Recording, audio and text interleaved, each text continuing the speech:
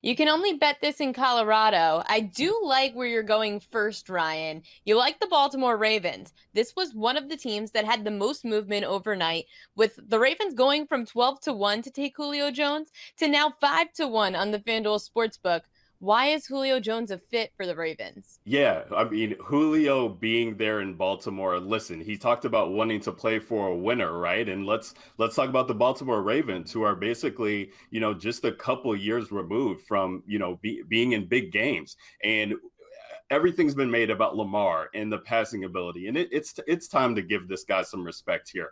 They're doing everything to kind of build the offense around him and give him weapons by taking Rashad Bateman in the first round, bringing in Sammy Watkins. And what better way than to add a guy like Julio Jones here to the mix? And you talk about a team here with the Baltimore Ravens and having Mark Andrews too, and you're like, well, that's not great from a fantasy perspective. Okay, but we're just talking about where Julio's likely to land, and you're talking about a winner here.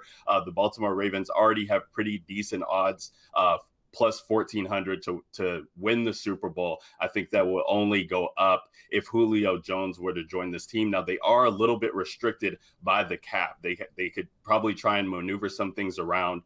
Just brought in Sammy Watkins. Maybe, I don't know, maybe they make some moves for some guys to relieve some of that salary. But when you're talking about only a second round pick, basically, that it will take to get a guy of this caliber, I think definitely the Baltimore Ravens are in the mix, as they're in a win now mode. I would be a very happy person if Julio Jones goes to the Baltimore Ravens. You see the helmet behind me. This Ravens team also had the least receiving yards per game, averaging 182. They need to get that up in order to win a Super Bowl.